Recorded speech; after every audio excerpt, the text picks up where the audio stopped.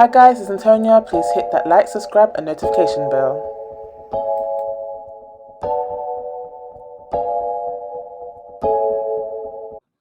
Hi everyone, it's Antonia here again. It's been a while and I'm back with a new episode. Stay tuned.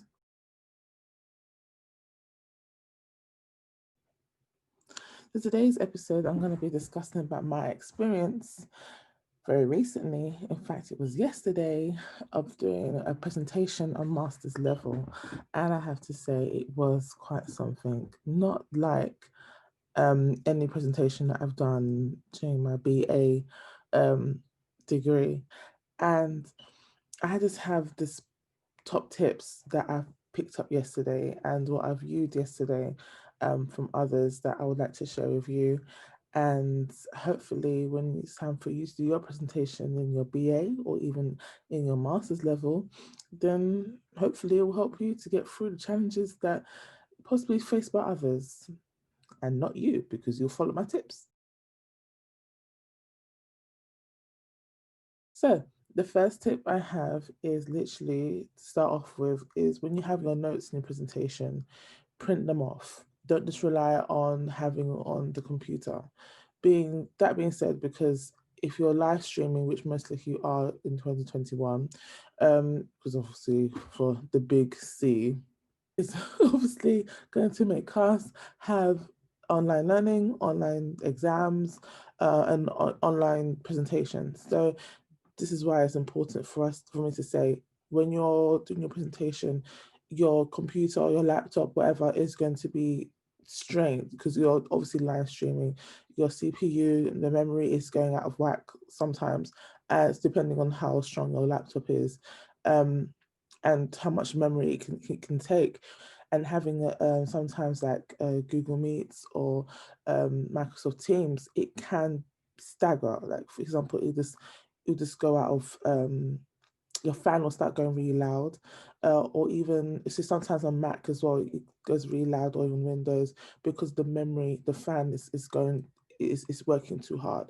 So you would end up hearing like a loud fan sound sometimes, or your bandwidth, the signal might cut off during your meeting, which you don't want because obviously your computer cannot cope with what's all that's happening. Again, it depends on the type of RAM that you have on your computer, especially during your presentation. And you're obviously being marked for your presentation. You don't want keywords to be dropped because of it cuts off at a certain point, and that could be the most like the critical point where you feel like yes, that's my strongest area, and it's lost because of no fault of your own.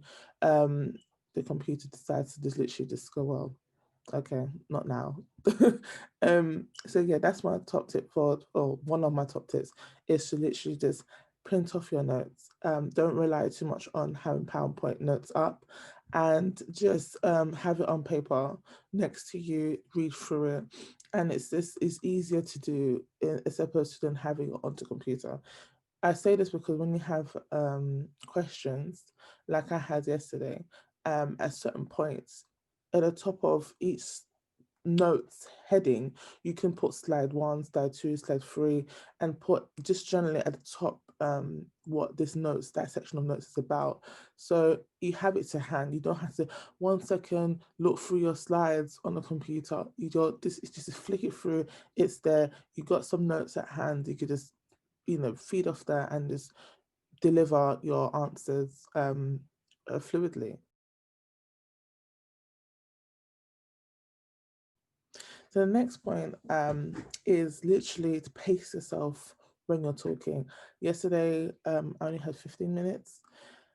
I say only because I had so much content to get that out and deliver to my audience with my markers and the other colleagues.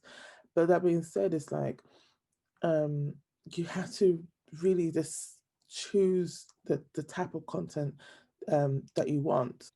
And when it comes to talking, just stick to the points. Don't go off on a tangent on or segue in other areas as well. That's so in terms of pace and the pace of the amount of slides that you have, you need to be selective and don't be too comprehensive in your content, because you have to be mindful on the time, you have to be mindful on the slides that you have, and you have to be mindful that you don't want to be cut halfway.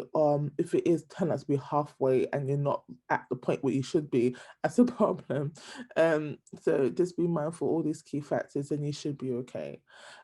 Also just have like which I had a timer. If you're practicing, when you're practicing, you should have a timer on there to see how fast or how slow uh, it takes for you to go through each slide.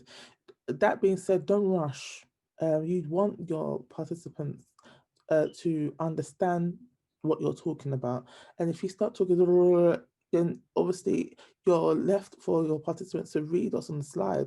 And by the time you read, well, they manage to read, say it could be 3/4 of the way, you had finished the slide and you've gone to the next one. And then how is that person meant to be marking your work properly if you're so fast to just switch over to the next point or to the next slide, or they can't even pick up what you're saying to back up the points that they managed to read?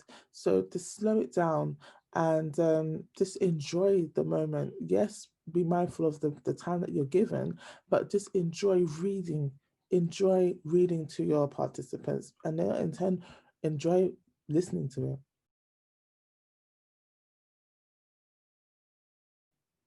Uh, then big point that I would say as well is to understand what you're writing about. Study what you're writing about, not for the sake of writing it to get the presentation done, but study it to understand it yourself. So when it comes to questions being asked, you can then have a bank of knowledge in your head showing interest, that you understand in depth what your chosen topic is. After all, you chose that topic. If you're given a list, say out of 10, for example, 10 countries or 10 issues to choose from, and you chose your country or your issue, it's down to you to research it. So given the time that you have, just explore on it, gain a self of understanding what your context is about. So it shows off when you're reading or when you're talking, even away from your slides, when answering the questions, that you're not just like, reading off your notes again. You're not just reading off the slide again. You're reading from or talking from the bank of knowledge that you have, you accumulated from further studies. So don't just study knowledge for the sake of just doing a presentation. Study them so you understand them, so you can use these knowledge banks for your future, for anything else, for conversations, debates. Just bank it all up. Don't just do work for the sake of just passing, because that's not the point of studying. You're studying to have skill attainment, to better your life opportunities, and for everything else that you're set out to achieve. So that's one thing I would say, is just literally just study your content properly, so when it's time for questions, it shows off that you fully understand what you're talking about. Okay, so that was a little short video about tips on how to do presentation at Masters or even BA, and that was part one, and I shall see you in part two. Take care.